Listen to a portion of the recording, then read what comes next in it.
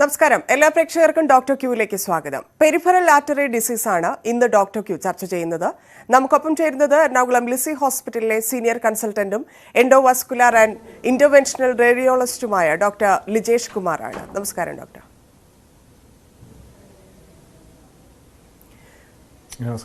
ദീർഘകാലമായി പ്രമേഹമുള്ള ആളുകളിൽ diabetic foot എന്ന അവസ്ഥ ഉണ്ടാവുകയും ചില കേസുകളിൽ രോഗികൾക്ക് കാൽ മുറിച്ചു മാറ്റേണ്ടി വരുന്നതായുമുള്ള കാര്യങ്ങൾ നമുക്കറിയാം. ഈ അവസ്ഥ ഉണ്ടാകുന്നത് എങ്ങനെയാണ്? ഇതിന് കാരണമാവുന്നത് എന്താണ്?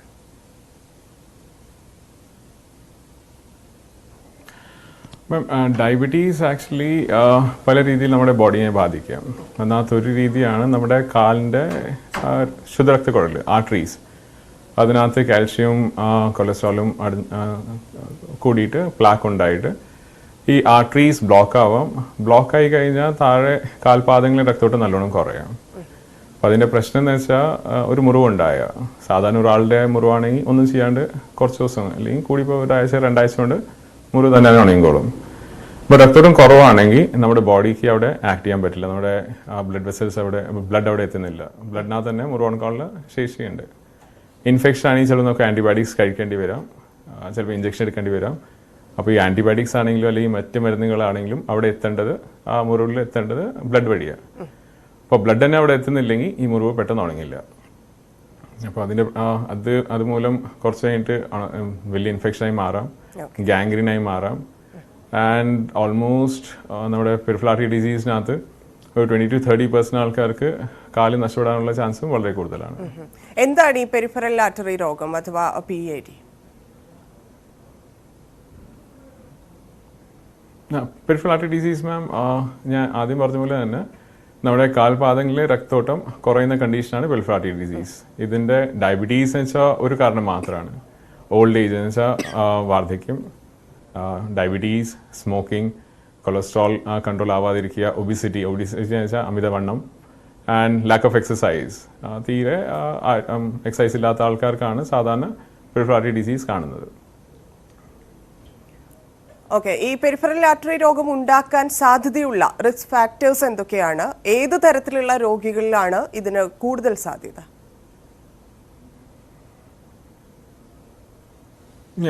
ഞാൻ ആദ്യം ഇപ്പം പറഞ്ഞ പോലെ തന്നെ ഇറ്റ്സ് യൂഷ്വലി ഓൾഡ് ഏജ്, വാർദ്ധക്യമുള്ള ആൾക്കാർ, ഡയബറ്റീസ്, സ്മോക്കിംഗ്, നമ്മുടെ ഒബിസിറ്റി എന്ന് വെച്ചാൽ അമിതവണ്ണമുള്ള ആൾക്കാർ, നമ്മുടെ പിന്നെ പറയുന്നതെന്ന് വെച്ചാൽ ചില ഗുളിക കഴിക്കുന്ന ആൾക്കാർ, സ്റ്റീറോയിഡ്സ് കുറേ എടുക്കുന്ന ആൾക്കാർ, അവർക്കാണ് സാധാരണ ഇത് കാണാറ്.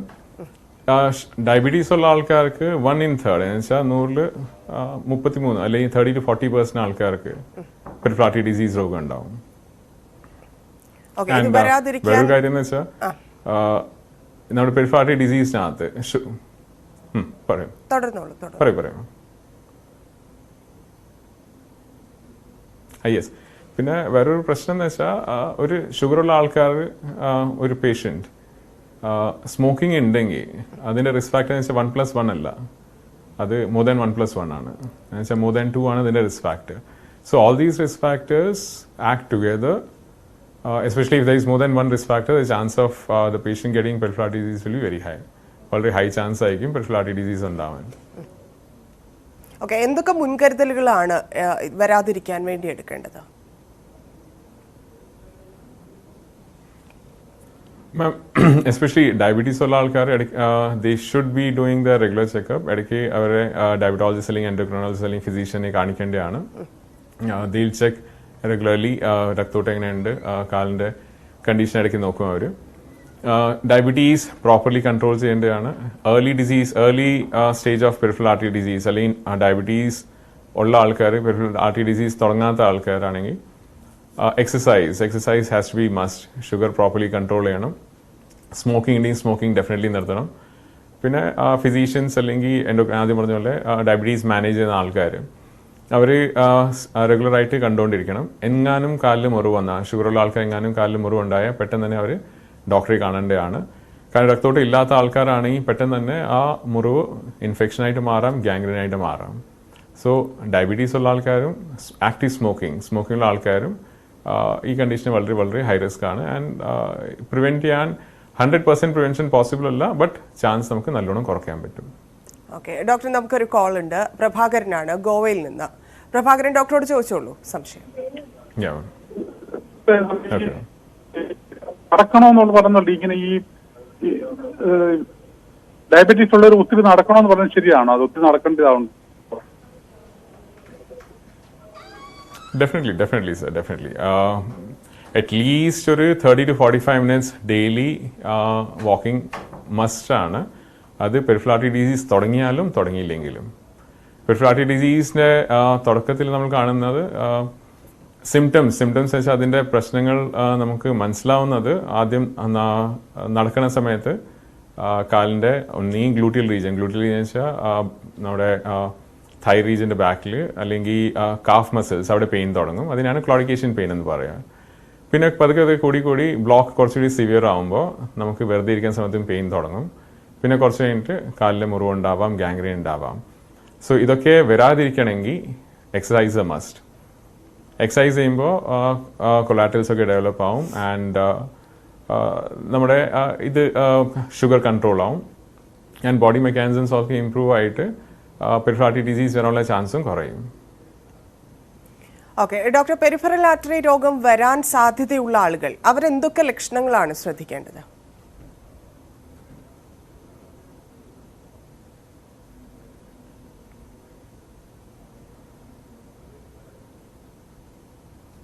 ഡോക്ടർ കേൾക്കാമോ?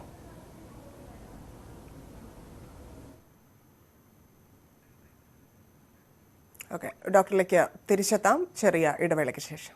ഡോക്ടർ ക്യൂ തുടരുന്നു. ഡോക്ടർ, ഈ പെരിഫറൽ ആർട്ടറി രോഗം വരാൻ സാധ്യതയുള്ളവർ അവരെന്തൊക്കെ ലക്ഷണങ്ങളാണ് ശ്രദ്ധിക്കേണ്ടത്?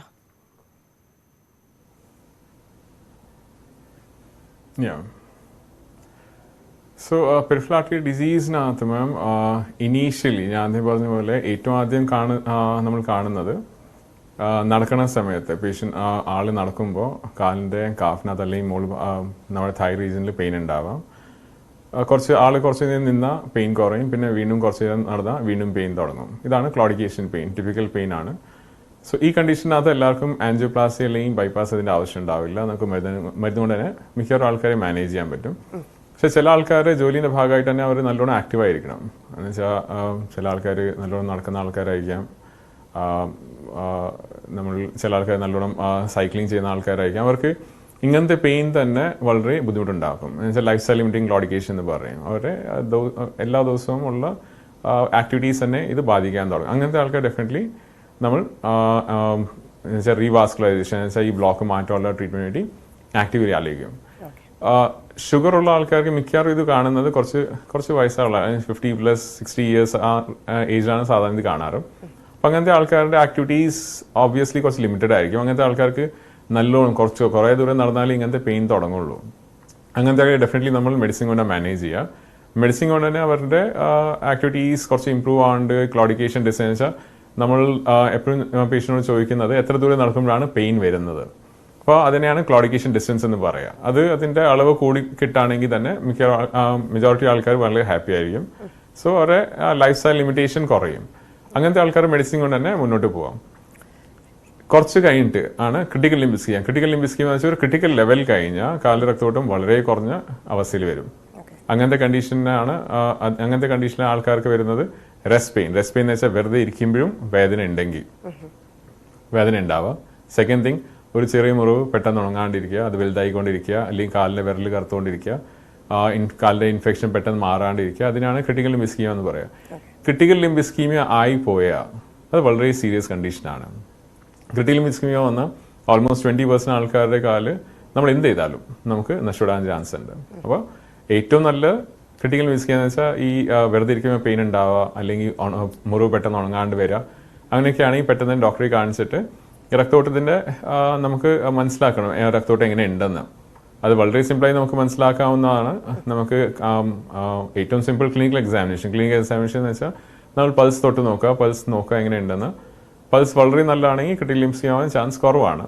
അപ്പോൾ നമുക്ക് സമാധാനമായിട്ട് നമുക്ക് ട്രീറ്റ് ചെയ്യാം, മെഡിസിൻസ് തന്നെ മാനേജ് ചെയ്യാൻ നോക്കാം. ബട്ട് അതിന് കൂടെ തന്നെ നമ്മൾ ഡോപ്ലർ ഇവാലുവേഷൻ എന്ന് വെച്ചാൽ അൾട്രാസൗണ്ട് വഴി നമ്മൾ രക്തോട്ടത്തിൻ്റെ അളവ് നമുക്ക് മനസ്സിലാക്കാൻ പറ്റും. എവിടെയെങ്കിലും ബ്ലോക്ക് ഉണ്ടെന്ന് നമുക്ക് മനസ്സിലാക്കാൻ പറ്റും. ഡോപ്ലറിനകത്ത് നമുക്ക് സംശയമുണ്ട് അല്ലെങ്കിൽ ഡോപ്ലർ നമുക്ക് ഉറപ്പുണ്ട് കുറവാണെങ്കിൽ ക്രിട്ടിക്കൽ ലിംബ് ഇസ്കീമിയ ഉള്ള ആൾക്കാരെ നമ്മൾ ഡെഫിനറ്റ്ലി ഫർദർ ട്രീറ്റ്മെൻറ്റ് എന്തായാലും വേണ്ടതാണ്. അപ്പോൾ നമ്മൾ എന്താ ചെയ്യാന്ന് വെച്ചാൽ ഡയബറ്റീസ് നമുക്കറിയാം കിഡ്നിനെ ബാധിക്കാം. അപ്പോൾ കിഡ്നിനെ ബാധിച്ചിട്ടുണ്ട്, ക്രിയാറ്റിൻ വളരെ ഹൈ ആണെങ്കിൽ നമുക്ക് ഡയറക്റ്റ്ലി തന്നെ ആൻജിയോഗ്രാം ചെയ്ത് നോക്കാം. DSC ആൻജിയോഗ്രാം ചെയ്തിട്ട് കാത്ത് ലാബിൽ കൊണ്ടുപോയിട്ട് ആൻജിയോഗ്രാം ചെയ്തിട്ട് എത്ര ബ്ലോക്ക് ഉണ്ട് നമുക്ക് മനസ്സിലാക്കാൻ പറ്റും. കിഡ്നിനെ അങ്ങനെ ഡയബറ്റീസ് ബാധിച്ചിട്ടില്ലെങ്കിൽ നമുക്ക് CT ആൻജിയോഗ്രാം ചെയ്യാം. കിഡ്നിനെ ബാധിച്ചുള്ള ആൾക്കാർ നമുക്ക് MR ആൻജിയോഗ്രാം ചെയ്യാം. ഇതൊക്കെ നമ്മൾ നോക്കുന്നത് വെച്ചാൽ ബ്ലോക്ക് എത്ര വലിയ ബ്ലോക്കാണ്. If it is very long block എന്ന് വെച്ചാൽ വളരെ നീളത്തിലുള്ള ബ്ലോക്ക് ആണെങ്കിൽ ബൈപ്പാസ് ആയിരിക്കും ട്രീറ്റ്മെന്റ് ഓപ്ഷൻ.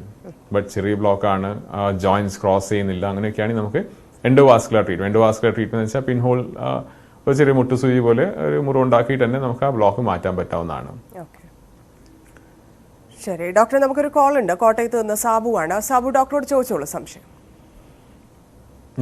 ഹലോ, എനിക്ക് ഒരു 2 വർഷം മുമ്പ് മൈന്യൂട്ടായിട്ട് ഒരു സ്ട്രോക്ക് വന്നായിരുന്നു. മൈന്യൂട്ട് എന്ന ഡോക്ടറാണെന്ന് പറഞ്ഞത് എന്നോട്. എനിക്ക് BP ഉള്ള ആളായിരുന്നു സ്ട്രോക്ക് വരുന്നതിന് മുമ്പ് തന്നെ.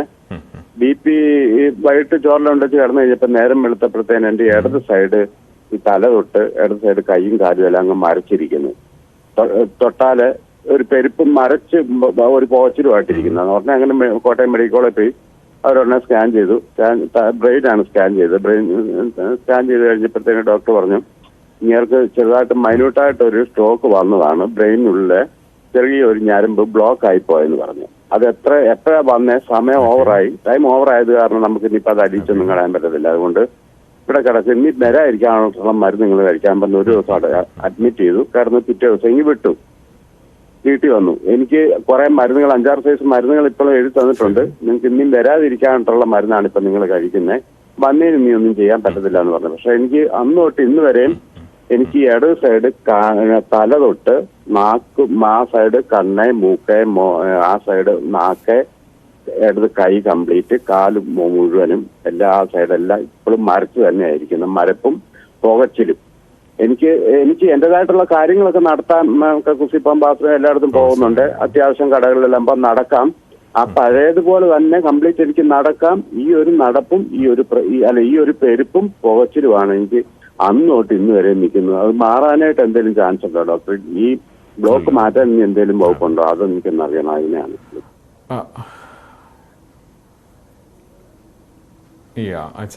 നമ്മുടെ ടോപ്പിക് എന്ന് വെച്ചാൽ പെരിഫറൽ ആർട്ടറി ഡിസീസ് ആണ്, കാലിന്റെ ബ്ലോക്കാണ്. എന്നാലും അതിന് റിലേഷനുള്ള ടോക്കാണ്, പ്രശ്നമാണ് അച്ഛനുള്ളത്. അച്ഛന് ഷുഗർ ഉണ്ടോ? അച്ഛന് ഷുഗർ അല്ലെങ്കിൽ സ്മോക്കിംഗ് ഉണ്ട്? ഷുഗറില്ല. BP-യുടെ ഗുളിക കഴിച്ചോണ്ടിരുന്നതാണ് നേരത്തെ. ഷുഗർ നോർമലാ. പുകവലി ഉണ്ടായിരുന്നോ? പുകവലി അന്നുണ്ടായിരുന്നു. ഇപ്പൊ അന്ന് തൊട്ട് പിന്നെ നിർത്തി. 2 വർഷം കഴിഞ്ഞു. അതെ. അപ്പോൾ അച്ഛൻ്റെ സ്ട്രോക്ക് വരാനുള്ള കാരണം എന്ന് വെച്ചാൽ സ്ട്രോക്ക് നമ്മുടെ heart attack, peripheral artery disease, നമ്മളിപ്പോൾ സംസാരിക്കുന്ന പെരിഫറൽ ആർട്ടറി ഡിസീസ് ആണെങ്കിലും സ്ട്രോക്കും ഹാർട്ട് അറ്റാക്കും ഇതെല്ലാം റിലേറ്റഡ് ആണ്. അപ്പോൾ sugar, smoking, old age, cholesterol കൂടുതലുണ്ടാവുക, എക്സസൈസ് ഇല്ലാത്ത ആൾക്കാർ, ഒബിസിറ്റി, ഇങ്ങനത്തെ ആൾക്കാർ ഈ 3 അസുഖങ്ങളും ഉണ്ടാവുന്നത്. അപ്പോൾ സ്ട്രോക്ക് ഉള്ള ആൾക്കാർക്ക് കാലിൻ്റെ അസുഖം ഉണ്ടാവാൻ ചാൻസ് കൂടുതലാണ്, ഹാർട്ടിന് ബ്ലോക്ക് ഉണ്ടാവാൻ ചാൻസ് കൂടുതലാണ്. സോ ഇൻ എ സെൻസ് നമ്മൾ ഇപ്പോൾ സംസാരിക്കുന്ന ടോക്കായിട്ട് റിലേഷൻ ഉണ്ട് അച്ഛന്. അപ്പോൾ അച്ഛൻ്റെ കണ്ടീഷനകത്ത് വന്ന ബ്ലോക്ക് എന്ന് വെച്ചാൽ വളരെ ചെറിയൊരു ഞരമ്പിൽ വന്ന ബ്ലോക്ക് ആയിരിക്കും. അപ്പോൾ ആ ബ്ലോക്ക് വന്നു. സ്ട്രോക്കിൻ്റെ ഒരു പ്രത്യേകത എന്ന് വെച്ചാൽ ഒരു 4.5 മണിക്കൂറിനുള്ളിൽ വന്നാലേ ഹോസ്പിറ്റലിൽ എത്തിയാലേ നമുക്ക് ത്രോംബലൈസ് ചെയ്യാൻ പറ്റും. ത്രോംബലൈസ് എന്ന് വെച്ചാൽ ഈ ബ്ലോക്ക് അലിയിക്കാനുള്ള മരുന്ന് കൊടുക്കാൻ പറ്റുള്ളൂ. ഇപ്പോൾ 4.5 മണിക്കൂർ കഴിഞ്ഞിട്ട് വരാണെങ്കിൽ ആ ബ്ലോക്ക് മാറ്റിയാലും നമുക്കൊരു ഗുണം ഉണ്ടാവില്ല എന്ന് വെച്ചാൽ ആ ഭാഗം, ആ ചെറിയ രക്തങ്ങളിൽ സപ്ലൈ ചെയ്ത ബ്രെയിനിൻ്റെ ആ പോർഷൻ നശിച്ചുപോയി. അപ്പോൾ അത് കഴിഞ്ഞിട്ട് നമ്മൾ ആ മരുന്ന് കൊടുക്കുകയാണെങ്കിൽ ബ്ലീഡിങ് ചാൻസ് കൂടും. അപ്പോൾ 4.5 hours വരാണെങ്കിൽ മാത്രമേ നമുക്ക് ആ ഇഞ്ചക്ഷൻ കൊടുത്തിട്ട് കാര്യമുള്ളൂ. ആൻഡ് ആ ഡാമേജ് കാരണം വന്ന ആ സ്ട്രോക്ക് കാരണം വന്ന ഡാമേജ് അത് പതുക്കെ കുറയുള്ളൂ. കംപ്ലീറ്റ്ലി കുറയാനും ചാൻസ് ഉണ്ടോ ഇല്ലയോ എന്ന് ചോദിച്ചാൽ അച്ഛൻ്റെ MRI ഒക്കെ നോക്കിയാൽ നമുക്ക് പറയാൻ പറ്റും. മിക്കവാറും അച്ഛൻ വന്നത് തെലാമിക് സ്ട്രോക്ക് ആയിരിക്കണം മിക്കവാറും. കാരണം തെലാമസിലാണ് സാധാരണ ഇങ്ങനെ പുകച്ചിലും ബാക്കി സെൻസേഷൻ, നംനെസ് ഒക്കെ ഉണ്ടാവുക. അപ്പോൾ അത് നമുക്ക് പതുക്കെ ഫിസിയോതെറാപ്പിയും ബാക്കി മെഡിസിൻസ് കൊണ്ട് മാനേജ് ചെയ്യാണ്ട് ആ ബ്ലോക്ക് മാറ്റിയിട്ട് കാര്യമില്ല. കാരണം അത് വളരെ ചെറിയ രക്തകൊള്ളാണ്. വലിയ രക്തകൊള്ളുള്ള ബ്ലോക്ക് ആയിരുന്നെങ്കിൽ അച്ഛൻ എന്തായാലും കൈയും കാലും തളർന്നു പോയി അങ്ങനെയൊക്കെ ഉണ്ടായേനെ. അതൊന്നും ഉണ്ടായില്ല. സോ അച്ഛനത് ജസ്റ്റ് ഒരു എന്താ പറയുക, ബുദ്ധിമുട്ടില്ല എന്ന് ഞാൻ പറയുന്നില്ല. ന്യൂറോളജിസ്റ്റിനെ നിങ്ങൾ കാണിക്കുക, ന്യൂറോളജിസ്റ്റിനെ കാണിക്കുക, മരുന്ന് കഴിക്കുക. ഏറ്റവും ഇമ്പോർട്ടൻറ്റ് പുകവലി നിർത്തുക. കാരണം പുകവലി നിർത്തിയില്ലെങ്കിൽ ഇപ്പോൾ ചെറിയൊരു സ്ട്രോക്ക് വന്ന് വലിയൊരു സ്ട്രോക്കായിട്ട് വരാം. ഇനി വലിച്ചില്ലെങ്കിലും ഓൾറെഡി രക്തക്കുഴലിനുള്ള ബ്ലോക്ക് ഡാമേജ് ഓൾറെഡി വന്നിട്ടുണ്ട്. അപ്പോൾ ഏറ്റവും ഇമ്പോർട്ടൻറ്റ് ചെയ്യേണ്ടത് നമ്മുടെ ഡോക്ടർ തന്നെ മരുന്ന്, മിക്കവാറും എക്കോസ്റ്റിനും ക്ലോപ്ലിറ്റ് ആയിരിക്കും, ആൻറ്റിപ്ലേജൻസ് രക്തം കട്ട പിടിക്കാതിരിക്കാനുള്ള ഗുളികയായിരിക്കും അത് മുടങ്ങാണ്ട് കഴിക്കുക. സ്റ്റാറ്റിൻസിനാ കൊളസ്ട്രോളിൻ്റെ ഗുളികയാണ്, അത് മുടങ്ങാണ്ട് കഴിക്കുക. ഓക്കെ ഡോക്ടർ, നമുക്കൊരു കോൾ കൂടി ഉണ്ട്. സുധ തിരുവനന്തപുരത്ത് വന്ന്. സുധ ഡോക്ടറോട് ചോദിച്ചോളൂ. ഹലോ ഹലോ ഡോക്ടർ, എനിക്ക് 10-18 വർഷം കൊണ്ട് ഷുഗർ ഉണ്ട്. ഇപ്പോൾ എന്റെ പ്രായം 50 വയസ്സാണ്. എനിക്കിപ്പോ ഒരു 6 ദിവസമായിട്ട് എന്റെ കാലിന്റെ പാദത്തിന്റെ, അതായത് ഉപ്പൂറ്റിയുടെ തൊട്ട് മുകളിലായിട്ട് ഒരു റെഡ് കളറിൽ ഒരു വേദന ഉണ്ടായി. അപ്പൊ അത് എനിക്കൊരു, ഞാൻ ഡോക്ടറെ കണ്ടിട്ടില്ല, നാളെ കാണാൻ വേണ്ടിയിട്ട് ഇരിക്കുകയാണ്. പക്ഷെ എന്താണെന്ന് അറിയില്ല. എനിക്കൊരു 5 വർഷത്തിന് മുമ്പ് ഇതുപോലെ കുറച്ച് സ്ഥലം ഇങ്ങനെ വന്നിട്ടുണ്ടായിരുന്നു. അപ്പോ ഇപ്പൊ ആദ്യമായിട്ടാണ് വീണ്ടും വരുന്നത്. അപ്പൊ അത് എന്താണ്, ഷുഗറിനെ സംബന്ധിച്ചാണോ എന്താണെന്ന് ഒന്ന് അറിഞ്ഞാൽ കൊള്ളാമായിരുന്നു. അമ്മയ്ക്ക് വെരിക്കോസ് വെയിൻസ് ഉണ്ടോ? വെരിക്കോസ് വെയിൻസ് ഉണ്ടോ? ഉണ്ട്.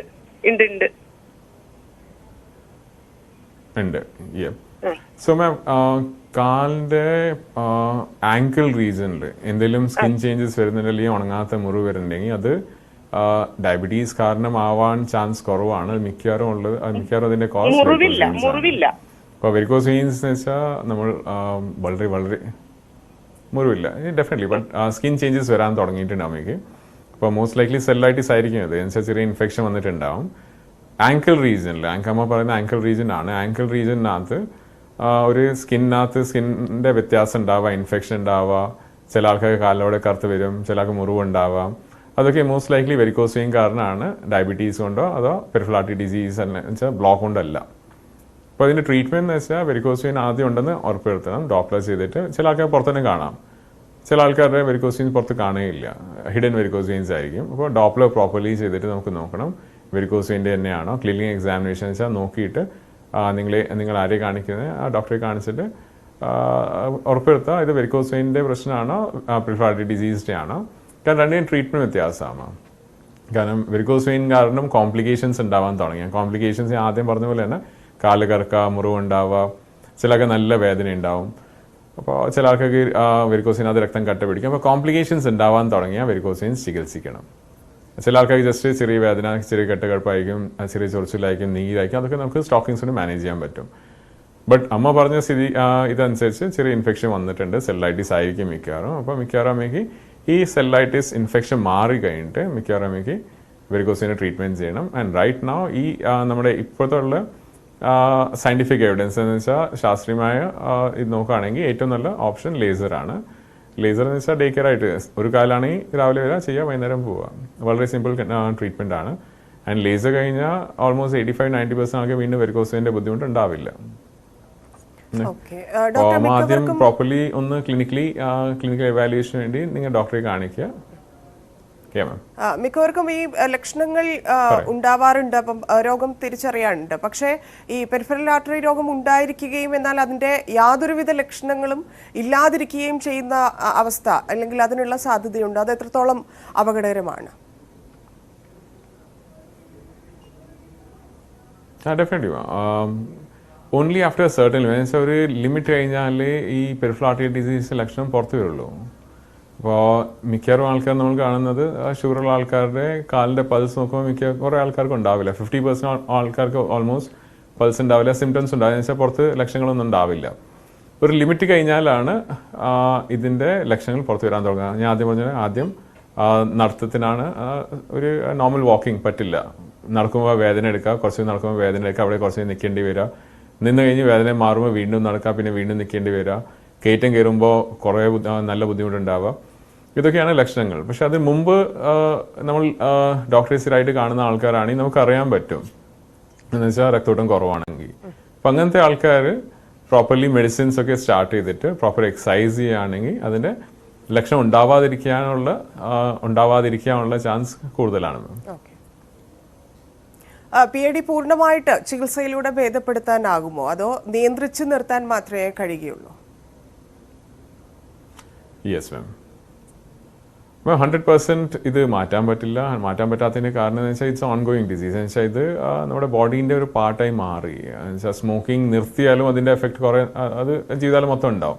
ഡയബറ്റീസ് വന്നാൽ അതിൻ്റെ എഫക്റ്റ് ജീവിതകാലം മൊത്തം ഉണ്ടാവും. അപ്പോൾ നമുക്ക് ചെയ്യാൻ പറ്റാവുന്നത് ഒന്ന് വെയിറ്റ് വർക്ക് ചെയ്യുക, സ്മോക്കിംഗ് നിർത്തുക, ഡയബറ്റീസ് പ്രോപ്പർലി മാനേജ് ചെയ്യുക, എക്സസൈസ് ചെയ്യുക. പിന്നെ ഞാൻ പറഞ്ഞ പോലെ ക്ലോഡിക്കേഷൻ എന്ന് വെച്ചാൽ നടക്കുമ്പോഴുള്ള വേദന മാത്രമാണെങ്കിൽ നമുക്ക് ഗുളിക മാനേജ് ചെയ്യാൻ പറ്റും മെജോറിറ്റി ആൾക്കാരിൽ. ബട്ട് ഉണങ്ങാത്ത മുറിവുണ്ടായ അല്ലെങ്കിൽ കാല് കറക്കാൻ തുടങ്ങിയ അല്ലെങ്കിൽ വെറുതെ ഇരിക്കുമ്പോൾ പെയിൻ തുടങ്ങിയ പിന്നെ വെച്ചുകൊണ്ടിരിക്കാൻ പറ്റും, ദെൻ ഇറ്റ്സ് എമർജൻസി സിറ്റുവേഷൻ. അത് നമുക്ക് പെട്ടെന്ന് ആ ബ്ലോക്ക് മാറ്റിയേ പറ്റൂ. അപ്പോൾ ഏത് രീതിയിലാണ് ബ്ലോക്ക് മാറ്റേണ്ടത് അത് ഡിപ്പെൻഡ് ചെയ്യും. എവിടെയാണ് ബ്ലോക്ക് ഉള്ളത്, എത്ര നീളത്തിലാണ്, ജോയിൻറ്റ്സ് ക്രോസ് ചെയ്തിട്ടുണ്ടോ, അതനുസരിച്ചാണ്. പണ്ട് ഞങ്ങൾ എൻഡോവാസ്കുലർ ട്രീറ്റ്മെൻറ്റാണ് ചെയ്യാറ്. എൻഡോവാസ്കുലർ എന്ന് വെച്ചാൽ മുറിവില്ലാണ്ട് തന്നെ അത് ബ്ലോക്ക് മാറ്റാം. അപ്പോൾ പണ്ട് അത്ര അഡ്വാൻസ് അല്ലായിരുന്നു. ബട്ട് നൗ വളരെ അഡ്വാൻസ് ടെക്നീക്സ് ആണ്. ഇപ്പോൾ ലോകം തന്നെ എൻഡോവാസ്കുലർ ട്രീറ്റ്മെൻറ്റിലോട്ട് മാറിക്കൊണ്ടിരിക്കുക. എന്ന് വെച്ചാൽ എൻഡോവാസ്കുലർ ട്രീറ്റ്മെൻറ്റ് ഗുണം എന്ന് വെച്ചാൽ ഒരു മുറിവോ തൊല്ലൊന്നും ഉണ്ടാവില്ല. വൂണ്ട് ഇൻഫെക്ഷൻ എന്ന് വെച്ചാൽ മുറിവ് പഴുക്കാൻ ചാൻസ് കുറവാണ്. ബട്ട് എല്ലാ ബ്ലോക്കും നമുക്ക് എൻഡോവാസ്കുലർ മാറ്റാൻ പറ്റുമെന്ന് ചോദിച്ചാൽ ഇല്ല. വലിയ ബ്ലോക്കാണെന്ന് വെച്ചാൽ നമ്മുടെ അരക്കെട്ടിൻ്റെ മുകളിൽ നിന്ന് തന്നെ ബ്ലോക്ക് തുടങ്ങുകയാണെങ്കിൽ ഡെഫിനറ്റ്ലി ബൈപ്പാസ് തന്നെയാണ് ഈ സമയത്തും ഏറ്റവും നല്ലത്. ഡോക്ടർ, ഇത് ശരിയായി ശ്രദ്ധിച്ചില്ലെങ്കിൽ ഇല്ലെങ്കിൽ കൃത്യമായ ട്രീറ്റ്മെന്റ് എടുത്തില്ലെങ്കിൽ PID ഉണ്ടാക്കാവുന്ന കോംപ്ലിക്കേഷൻസ് എന്തൊക്കെയാണ്? മാം, പെരിഫറൽ ആർട്ടറി ഡിസീസ് ഏറ്റവും മോസ്റ്റ് കോമൺ കോംപ്ലിക്കേഷൻ നമ്മൾ കാണുന്നത് ആംപുട്ടേഷൻ തന്നെയാണ്. ആംപുട്ടേഷൻ എന്ന് വെച്ചാൽ കാല് മുട്ടിൻ്റെ മുകളിൽ നിന്ന് അല്ലെങ്കിൽ താഴെ നിന്ന് മുറിച്ച് മാറ്റേണ്ട അവസ്ഥ, അതാണ് മേജർ ആംപുട്ടേഷൻ. ബാക്കി ഓരോ വിരൽ പോവുകയാണെങ്കിൽ ഡിസാർട്ടിക്കുലേഷൻ അല്ലെങ്കിൽ കാൽപാദത്തിൻ്റെ അവിടെ നിന്ന് പോവുകയാണെങ്കിൽ പിന്നെ നമുക്ക് രണ്ട് കാലിൽ നടക്കാൻ പറ്റും ഷൂസൊക്കെ ഇട്ടാൽ. ഏറ്റവും ഡിസാസ്ട്രസ് എന്ന് വെച്ചാൽ ഏറ്റവും ആൾക്കാർക്ക് ബുദ്ധിമുട്ടുണ്ടാക്കുന്ന അല്ലെങ്കിൽ ഫാമിലി തന്നെ ഒരു പ്രശ്നത്തിലാക്കുന്ന കണ്ടീഷനാണ് മേജർ ആംപുട്ടേഷൻ അല്ലെങ്കിൽ BK മുട്ടിൻ്റെ അവിടെ നിന്ന് മുറിച്ച് മാറ്റുന്ന കണ്ടീഷൻ. കാരണം അങ്ങനെ വന്നാൽ ആ പേഷ്യൻറ്റിനെ മാത്രമല്ല ബാധിക്കുന്നത്, ആ ഫാമിലി മൊത്തമായിട്ട് ബാധിക്കും. ഇപ്പോൾ നമ്മുടെ ഹോസ്പിറ്റൽ അല്ലെങ്കിൽ നമ്മുടെ ഇൻ്റർവെൻഷൻ റേഡിയോളജി അസോസിയേഷൻ്റെ മോട്ടോ ഇതാണ്, സേവ് ലിം സേവ് ഫാമിലി. എന്ന് വെച്ചാൽ ആ ഒരാളുടെ കാല് രക്ഷിക്കുമ്പോൾ ആ ആളെ മാത്രമല്ല രക്ഷിക്കുന്നത്, ആ ഫാമിലിനെ മൊത്തമായിട്ട് രക്ഷിക്കുന്നത്. കാരണം ഒന്ന് പേഷ്യൻറ്റ് കാല് മുറിച്ച് മാറ്റി ഓൾമോസ്റ്റ് 40% ആൾക്കാർ വിതിൻ 6 months മരണപ്പെടാൻ ചാൻസ് ഉണ്ട്. അത് മാത്രമല്ല സോഷ്യൽ പ്രശ്നങ്ങളുണ്ട്. ആൾക്ക് ജോലിക്ക് പോകാൻ പറ്റില്ല, ആളെ കെയർ ചെയ്യാൻ വേണ്ടി വേറെ ആൾക്കാർ നോക്കണം, ആൾക്ക് സ്വന്തം കാര്യം നോക്കാൻ പറ്റില്ല. നമുക്കറിയാം കാല് മുറിച്ച് മാറ്റുന്ന അവസ്ഥ വന്നാലും യങ് പീപ്പിൾ ആണെങ്കിൽ പിന്നെ അവർ പ്രോസസ്സ് ആയിട്ട് നടക്കാൻ നോക്കും. എന്ന് വെച്ചാൽ വെപ്പ് കാല് വെച്ച് they can get trained. But നമ്മുടെ പല പേഷ്യൻസ് ഇങ്ങനെ വേണ്ടി വന്ന ആംപുട്ടേഷൻ വേണ്ടി വന്ന പല പേഷ്യൻസ് നമ്മൾ ഇങ്ങനെ കൊടുത്തിട്ടും മെജോറിറ്റി ആൾക്കാർക്ക് അത് യൂസ് ചെയ്യാൻ അറിയില്ല, യൂസ് ചെയ്യാൻ പറ്റുന്നില്ല, അങ്ങനത്തെ കണ്ടീഷൻ. അപ്പോൾ അവർ അതൊന്നും നടക്കാണ്ട് they just get bedridden, ബെഡിൽ മാത്രം ഇരുന്ന് അല്ലെങ്കിൽ ഒരു കസേര മാത്രം ഇരുന്ന് ബാക്കി ജീവിതം നയിക്കുന്ന ആൾക്കാരാണ് മെജോറിറ്റി നമ്മുടെ പേഷ്യൻസ്. അപ്പോൾ സ്വാഭാവികമായിട്ട് വേറെ പല പ്രശ്നങ്ങളുണ്ടാവും, ഹാർട്ട്നെസ്സും കൂടും, വരാൻ ചാൻസ് കൂടുതലാണ്, ഒബിസിറ്റി ഉണ്ടാവും. അത് മാത്രമല്ല പെരിഫറൽ ആർട്ടറി ഡിസീസ്, ആദ്യം പറഞ്ഞ പോലെ പെരിഫറൽ ആർട്ടറി ഡിസീസ് ഉള്ള ആൾക്കാർക്ക് സ്ട്രോക്ക് വരാൻ ചാൻസ് കൂടുതലാണ്, ഹാർട്ട്നെസ്സും വരാൻ ചാൻസ് കൂടുതലാണ്, കിഡ്നി ഗ്യാസും വരാൻ ചാൻസ് കൂടുതലാണ്. സോ ഇത് ഒരു ജസ്റ്റ് ആ വിരലിൻ്റെ കണ്ടീഷൻ അല്ല, അതിൻ്റെ പ്രശ്നം മാത്രമല്ല, അത് ബോഡീനെ മൊത്തമായിട്ട് ബാധിക്കും. ശരി, വളരെ നന്ദി ഡോക്ടർ, ഇത്രയും കാര്യങ്ങൾക്ക് മറുപടി നൽകിയതിന്. Thank you. Definitely. Doctor Q പൂർണ്ണമാവുന്നു. നമസ്കാരം.